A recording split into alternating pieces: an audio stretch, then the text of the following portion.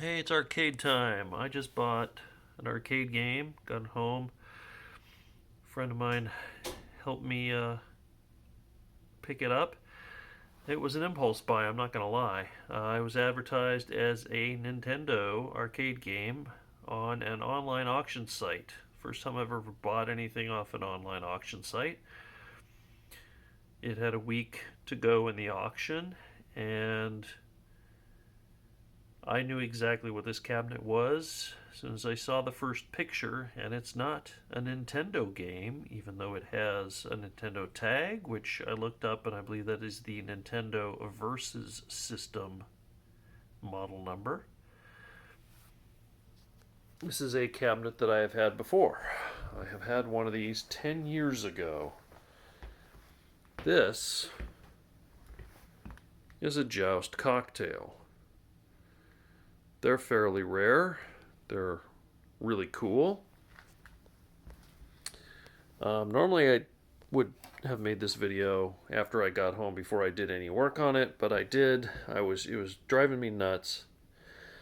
I had to do some work, so what I did is reveal this original Joust reverse screen printed plexiglass panel.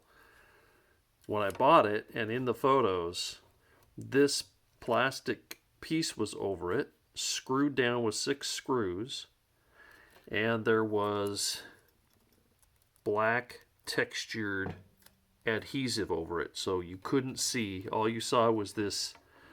There was something shiny, and it was totally black because it was covered by the adhesive.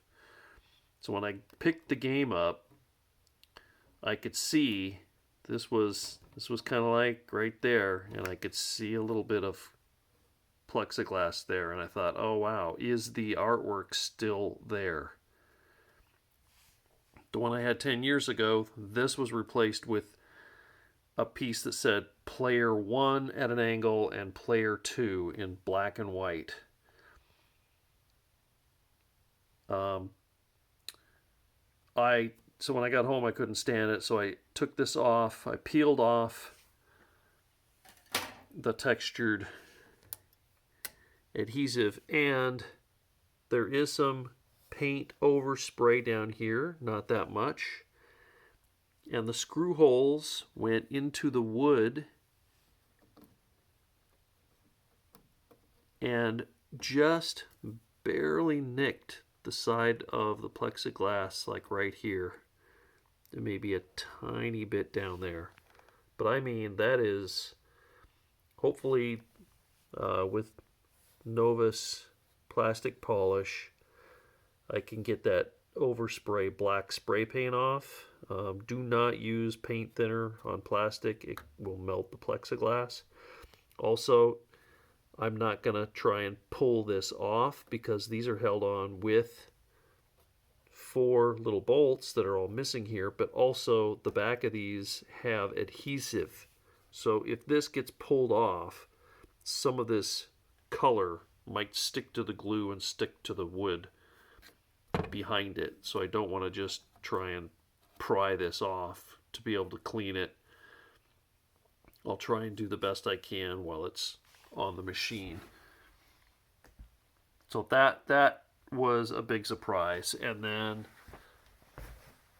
looking at the control panels with this wacky 3 holes on this side and just nasty short joystick with 1 button. And over here, 4 joystick holes and an equally just total garbage joystick with 2 buttons, one with a plug,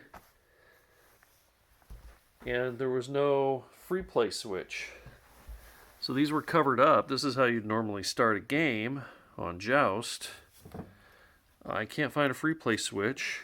I did find the wires down here that go to the coin switch are loose, so I'm guessing that the game was put on free play, or they added credits by touching these together. But that still wouldn't start a game. You'd have to get the wire from one of these start buttons to start the game. I'm just really confused what the deal was with that. But that's not the important thing. The important thing is underneath this crappy plastic, there's the same textured vinyl that was underneath or on top of this.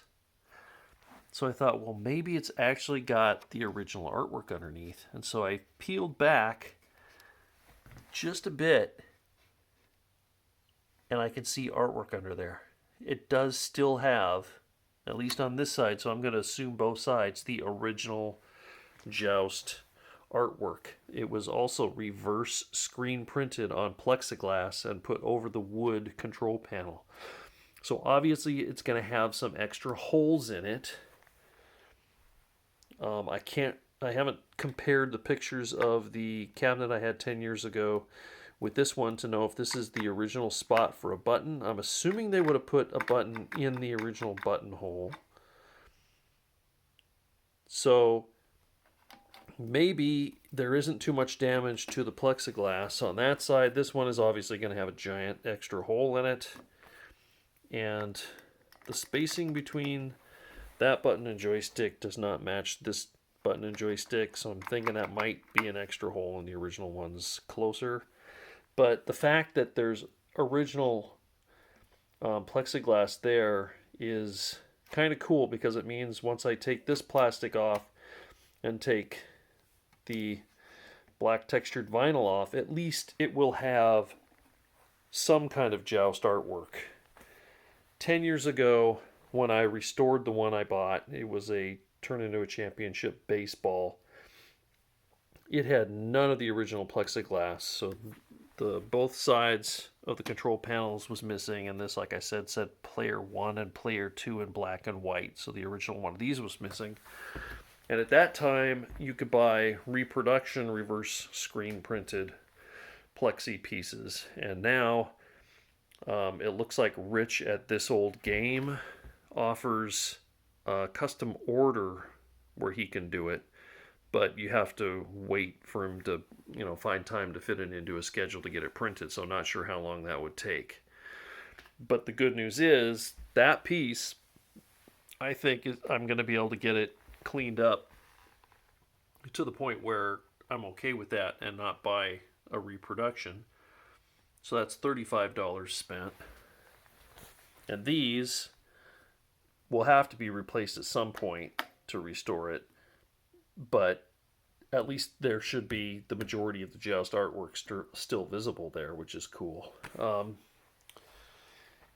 The other reason why I bought this cabinet, apart from the fact that I had one and I loved it 10 years ago, but I ended up selling it, is the fact that this was shown running a game on the CRT. So it does have a CRT, and it was shown running Tetris. So I got online, because I don't know that much about Tetris, even though topically I think it's an Apple movie about Tetris out right now. I found that the original Tetris arcade game was by Atari, and looking at the photos of this game, I could see just the top couple pixels of what looked like copyright 1988 Atari games. So I was pretty sure that it was either a real Atari Tetris PCB, which is worth some money, or it was going to be maybe a bootleg. I haven't taken the monitor out. The game is on the back door. I haven't folded the back door yet, but I took some pictures in there, and it is an original Atari Tetris PCB. So, advertised as a Nintendo game, currently has Atari Tetris, was at some point a Nintendo Universal, or Nintendo Versus.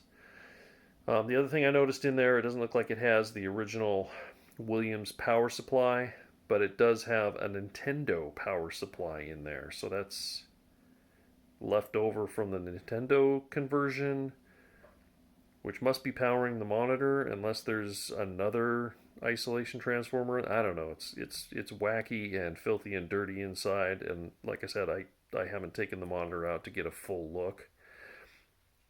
But as of right now, for what I paid for it, I'm okay. I'm not. I mean, yes, it's got some stuff going on in battle scars, and I don't know that I'm going to restore this one to quite like new condition. I'm not sure how far I'm going to go. Like I said, I just got this thing home. It's got some two City of Tacoma, well, actually 3 City of Tacoma tax stickers. There's one there. There's one there. I picked it up in Tacoma. And there's one that's partially left there. Looks like this one is dated 1997 and the others are 2002. So this has gotten some use, and it shows. This side had to have been player 1. I'm assuming that that's maybe kick damage, or it got some weather on that side. I'm not sure, but oh, there's another tack sticker, but there's nothing on it. It's completely slick. Whatever was there was, any printing is completely gone. But yeah, first video, just getting this home, unexpected. I didn't expect to win the auction either. Thought for sure I would be outbid, and when I wasn't, I was shocked. I had to scramble to figure out, okay, how am I going to pick this up? And started researching the Tetris board, and just kind of thinking, okay, what am I going to do? What am I going to do with this now that I've won it? When it was just like a surprise that I saw it and just decided to bid on it and ended up winning it. So yeah, I mean, the wiring harness is all hacked up, cut up, missing. I don't think there's any original Williams boards in it, but it's got a working monitor, which I'm guessing is a 4900. That's what the one was in the cabinet that I had. It's missing all but 2 screws that hold these metal brackets that hold the glass in place. This side and the other side have like 1 screw in the middle, and all the others are just press fit in place. They're missing all their screws, which maybe these are the screws. I can't remember exactly what size screws held those on the one I had 10 years ago. I've gone through my pictures from 10 years ago just to remind me, because it's been so long, how these things work as far as opening them up and taking them apart, which I will mention. That's the one other thing that I found, is that this back door is screwed in place on both sides. Unfortunately, it's missing the metal.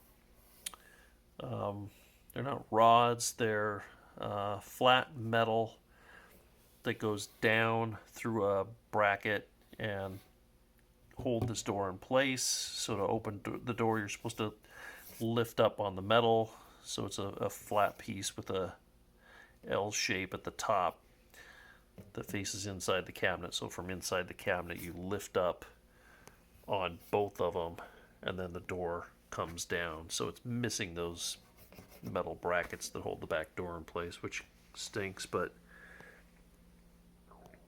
other than that, I mean, it is what it is. It's, we'll see what I do with it. I can't tell from looking at it, but there's supposed to be a piece of tinted plexi that goes over the monitor area, and I don't think it's there. That's a pretty clear shot of the monitor, so I think if that tinted plexi was on there, it'd be darker. However, the actual monitor shroud is there, and the black, this is all textured black plastic, this piece that goes all the way around. So it's got glass top, then flat textured black, and then a contoured texture black plastic in the shape of the monitor that holds it at that cool angle, tilted up so it faces you a bit more when you sit down to play.